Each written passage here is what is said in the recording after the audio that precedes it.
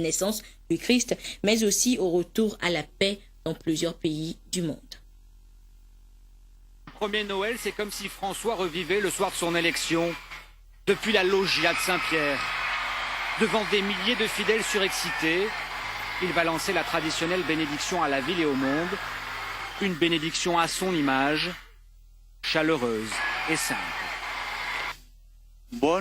Joyeux Noël à tous. Puis c'est le message de Noël.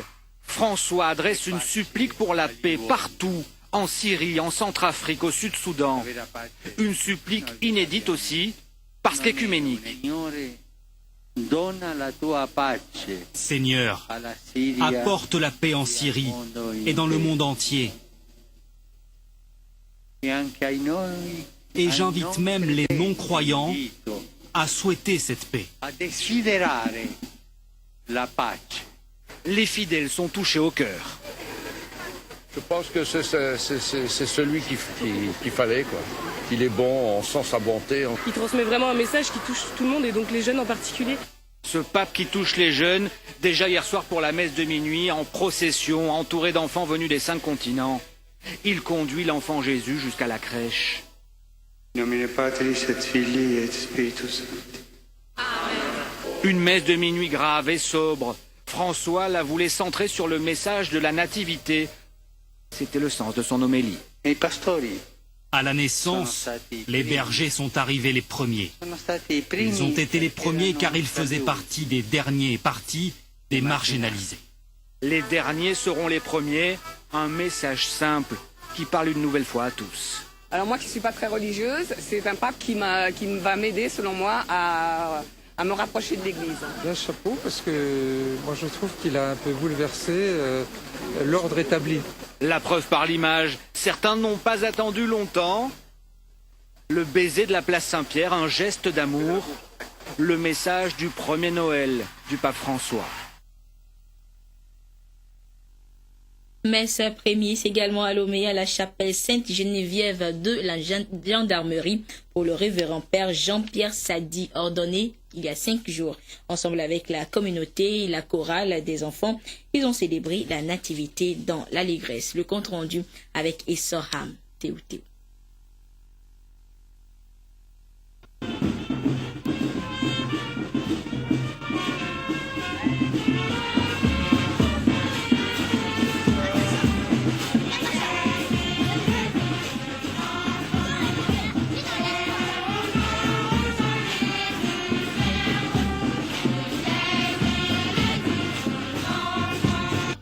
Hier stagiaire dans la paroisse Sainte-Geneviève de la gendarmerie, aujourd'hui Noël, il est la vedette. Le révérend père Jean-Pierre Sadi, ordonné prêtre il y a quelques jours, célèbre sa messe prémisse. Il entre donc du bon pied dans la famille des prêtres portés par les séraphins, un groupe de chorale d'enfants à la voix suave qui provoque l'émotion à chacune de ses prestations.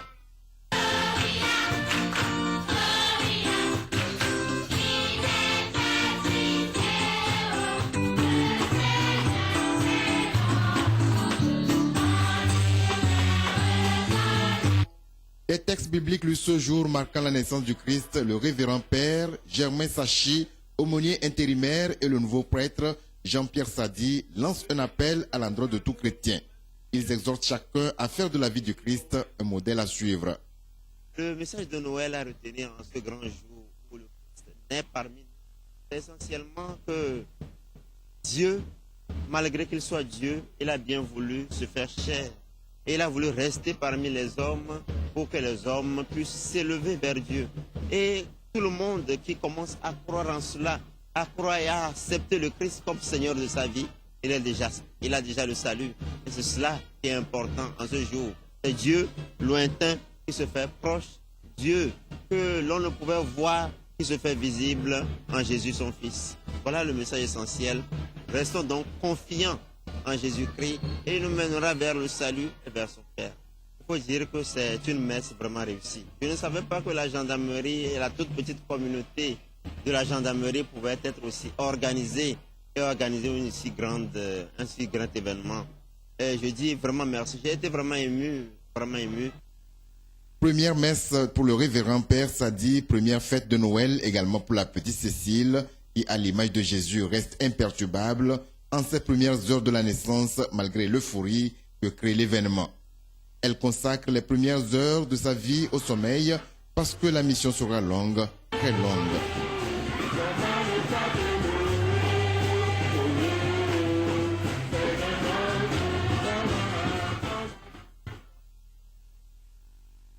Bonne fête donc à la petite Lucie. Et c'est depuis hier que la célébration a débuté par la messe de minuit ou le minuit chrétien. Pendant que certains ont opté pour la prière et le recueillement, d'autres ont choisi d'accueillir le Christ dans l'ambiance des bars et boîtes de nuit. Nancy Tiana et Rachel Aoku nous font revivre ici l'ambiance du réveillon à Lomé.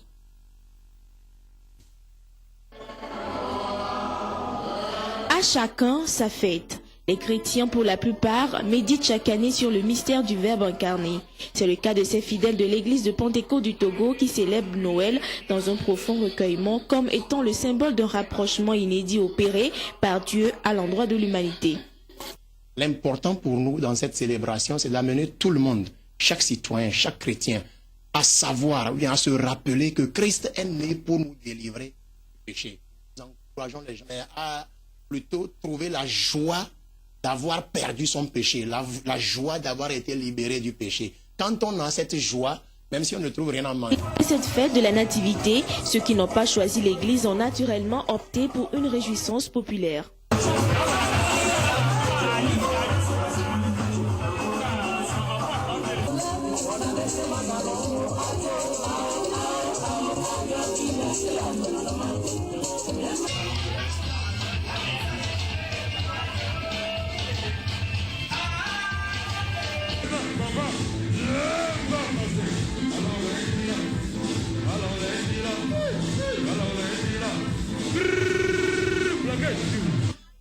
Dans tous les quartiers de Lomé, l'ambiance est à son comble.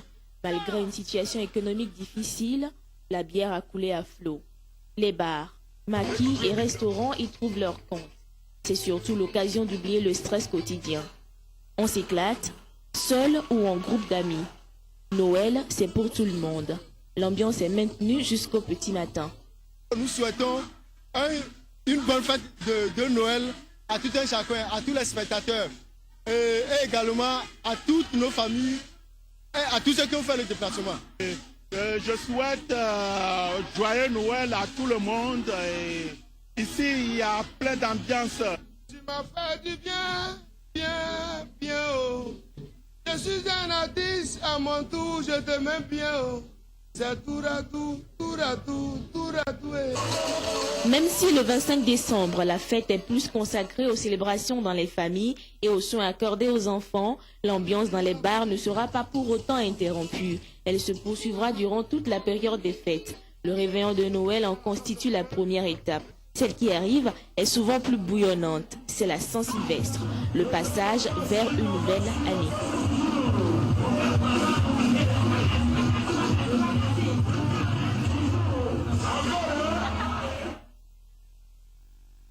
La fête de Noël, c'est également une occasion de rendre heureux les tout-petits et les personnes déshéritées. L'ambassade de la République du Gabon au Togo a, elle, offert des cadeaux de Noël aux enfants et dont les parents travaillent dans cette institution. Le geste de générosité vise donc à donner le sourire aux enfants du personnel. C'était hier à l'ambassade. Ici, à l'ambassade de la République du Gabon au Togo, 42 enfants ont reçu des cadeaux de Noël. Ils sont tous enfants des diplomates et agents qui travaillent dans cette chancellerie. Une façon pour l'ambassadeur de donner le sourire à ses enfants. Pour les initiateurs de ce geste de générosité, la fête de Noël a son sens et son intérêt.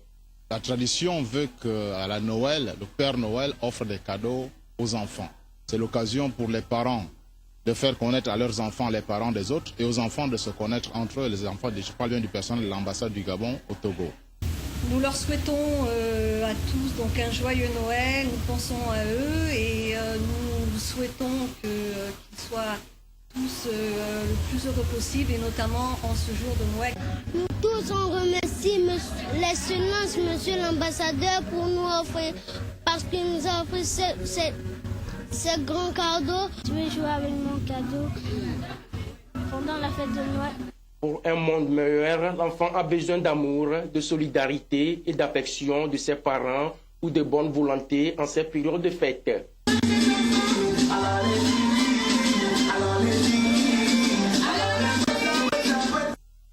Terre mondiale continue ses distributions de vivres, vous le voyez dans les camps de fortune installés à Bangui et dans tout le pays. Et dans les prochains mois, selon le PAM, plus d'1 million de personnes auront besoin de cette aide déjà importante. Écoutez. Actuellement à Bangui, il y a plus de 100 000 personnes que le Programme alimentaire mondial et ses partenaires aident. Dans tout le pays, ils sont 600 000 assistés depuis le mois de mars. La situation est très critique. Nous avons besoin d'aider ces gens qui sont dans une situation désespérée. Vous venez donc de suivre la crise alimentaire qui sévit en Centrafrique. Et la situation n'est pas plus rose chez leurs voisins du sud du Soudan. L'armée régulière et les rebelles s'affrontent toujours dans le nord du pays, laissant des milliers de victimes derrière eux. Et pour tenter de désamorcer la bombe, le Conseil de sécurité a adopté hier à l'unanimité la loi d'envoi de 6 000 casques bleus supplémentaires dans le pays. Samedi dernier à Juba, capitale du Soudan du Sud. Dans ces cercueils, les corps de 2 casques bleus indiens tués à Akobo, dans le sud du pays. La MINUS, la mission des Nations Unies pour le Soudan du Sud, semble dépassée par les événements. Les combats font rage et des dizaines de milliers de déplacés se pressent aux portes des bases de l'ONU. Ban Ki-moon demande alors au Conseil de sécurité de voter une résolution pour renforcer le contingent des casques bleus. C'est fait depuis ce mardi. Le projet de résolution est adopté à l'unanimité en tant que résolution 2132 de 2013. Désormais, le plafond autorisé des effectifs sur place passe de 7 000 à 12 500 soldats, de 900 à plus de 1 300 policiers. Les renforts comprennent aussi des hélicoptères de combat et de transport. Ils proviennent d'autres missions de l'ONU en Afrique. Ban Ki-moon n'est que les renforts seuls ne seront pas suffisants. Même avec des moyens supplémentaires, nous ne serons pas en mesure de protéger tous les civils qui en ont besoin au Soudan du Sud.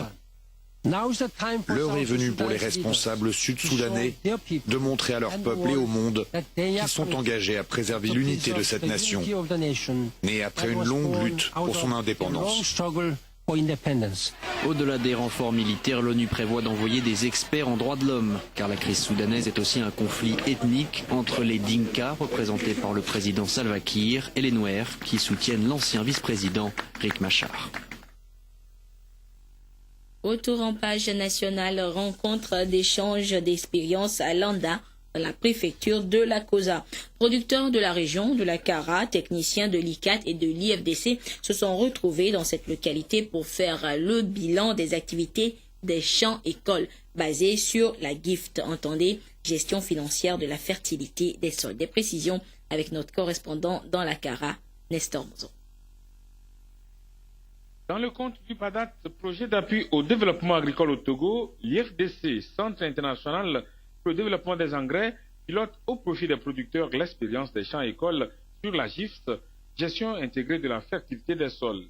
Cette activité a été menée au cours de la campagne agricole 2012-2013. À la fin de cette campagne, les producteurs bénéficiaires de cette activité dans la région de la Kara se sont donné rendez-vous à Landa, dans la préfecture de la Kosa, pour partager les résultats obtenus. Dans le processus des champs-écoles, c'est l'Institut de conseil et d'appui technique ICAT qui a été commis par l'IFDC pour suivre les producteurs. Avec l'augmentation de la population et le travail des sols pour nourrir la population. D'année en année, de génération en génération, les sols se dégradent. Et il est question de réfléchir comment il faut redonner vie à la terre qui nous donne à manger. D'où cet intérêt de réfléchir ensemble sur cette thématique, la gestion intégrée de la fertilité des sols. Chaque champ-école est constitué de 9 sous-parcelles. Il y a une parcelle où on applique l'option, c'est ça que nous avons appelé option GIFS. Et une deuxième parcelle qu'on a appelée PP, c'est-à-dire parcelle paysanne, où on laisse le paysan faire la pratique qu'il avait l'habitude de faire. Les autres parcelles, c'est des essais soustractifs. C'est un questionnement du sol pour voir qu'est-ce qui manque dans le sol. Donc là, nous avons installé 5 sous-parcelles. une parcelle sur laquelle on apporte les 3 types d'engrais, c'est-à-dire les 3 types d'éléments nutritifs, c'est-à-dire le N, le P et le K. Et les autres parcelles, on soustrait à tour de rôle. 66 villages de la région de la Kara ont été retenus pour la pratique des champs-écoles en rapport avec la GIFS.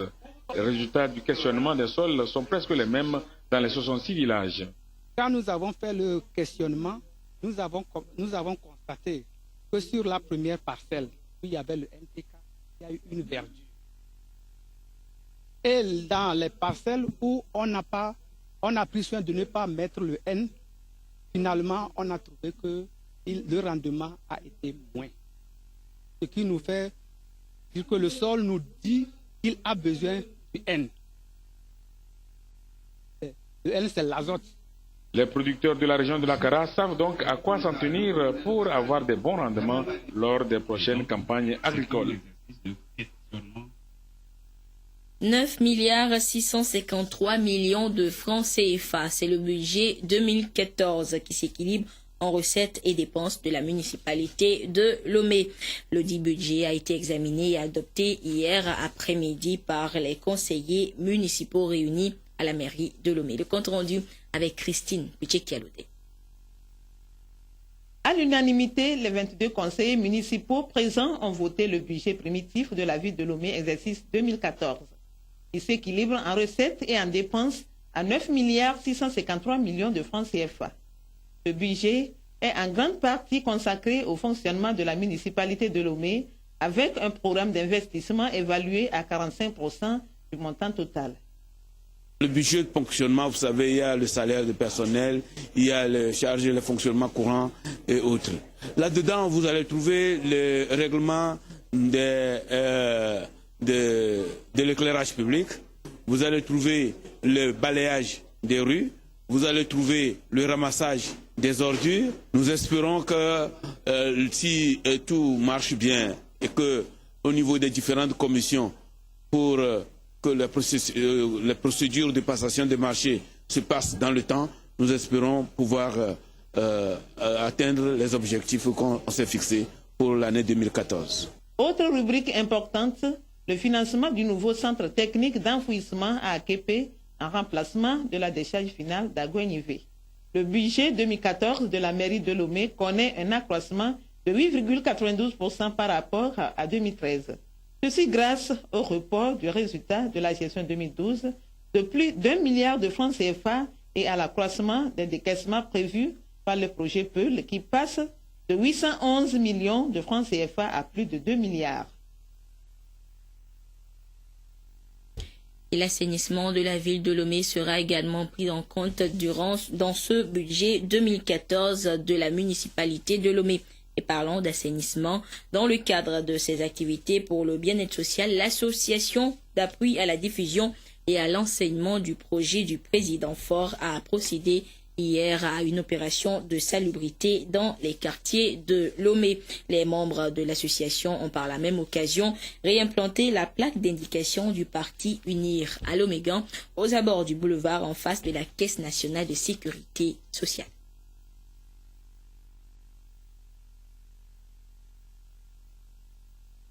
Le boulevard Eyadema et la devanture de la Caisse nationale de sécurité sociale entièrement mise au propre, puis réimplantation de la plaque d'indication du parti UNIR.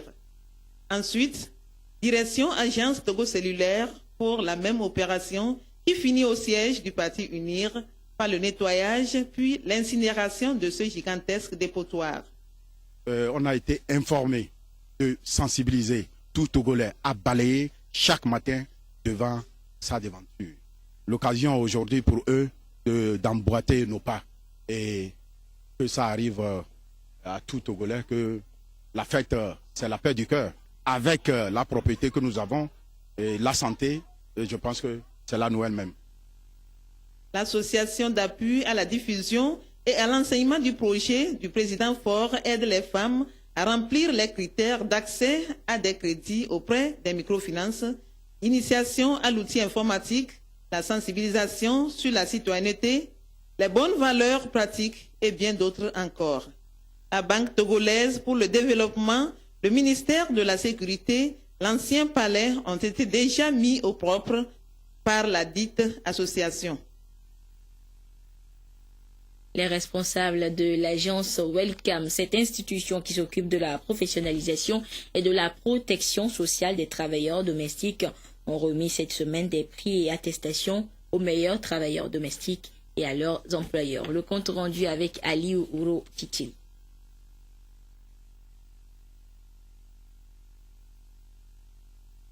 Trois catégories de prix et attestations ont été décernées aux travailleurs domestiques et aux employeurs. L'initiative vient de l'agence Welcome. Par la même occasion, les meilleurs employeurs et travailleurs domestiques de l'année 2013 ont été désignés. C'est la 10e édition du genre. Cette agence s'est donnée comme objectif principal la professionnalisation et la protection sociale des travailleurs domestiques au Togo. Pour nous, ceux qui essayent de bien faire, de suivre au moins le code de conduite que nous nous sommes fixés, il est bien qu'à la fin de chaque année, que nous puissions les récompenser. Récompenser aussi bien les employeurs et les employés. Mais aussi, ça nous permet de faire le bilan par rapport au placement, les difficultés que nous avons eues et partager ça avec aussi bien le gouvernement que la population. Pour les récipiendaires, leur détermination et leur courage sont à la base de ces distinctions dont ils sont l'objet.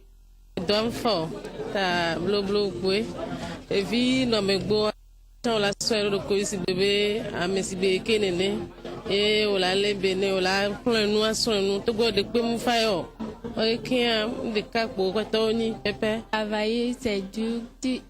T'es réveillé, rester chez quelqu'un, t'es réveillé vite tôt le matin, travailler, et midi, tu ne te reposes pas jusqu'à le soir.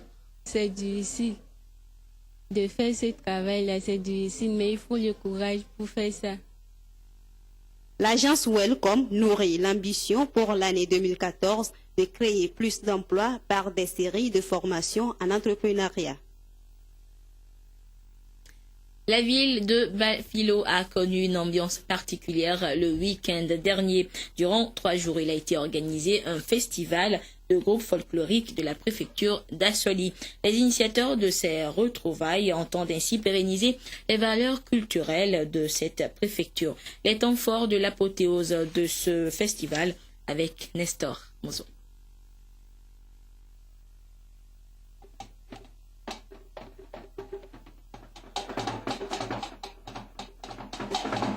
Cette ambiance a duré 3 jours à Bafilo. Du 20 au 22 décembre, les groupes folkloriques ont été à l'honneur. Ils ont participé à un festival, une idée née de la volonté d'un groupe de jeunes de la préfecture d'Assoli.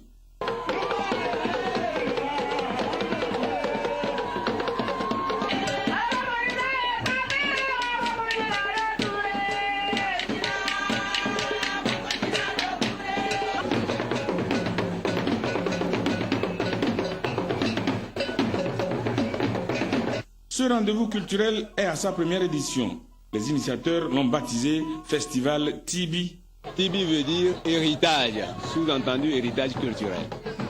Alors le festival culturel Tibi d'Assoli, c'est un festival qui fait la promotion de nos valeurs artistiques et culturelles. Nous avons voulu montrer au monde entier que la préfecture d'Assoli regorge de beaucoup de potentialités et que nous sommes fiers d'appartenir à cette préfecture et que nous sommes prêts à lutter pour la promotion de cette préfecture. Nous avons montré beaucoup de facettes par rapport aux danses. Nous avons montré beaucoup de facettes par rapport à l'art culinaire. Il y a au-delà de ça les expositions concernant les pagnes traditionnels, tout ce qui est artisanal. Et les personnalités de la préfecture d'Assoli adhèrent à cette initiative qui, à son coup d'essai, a été un coup de maître au regard de la mobilisation du public. De ces retrouvailles peuvent jaillir des idées pouvant contribuer au développement de la préfecture.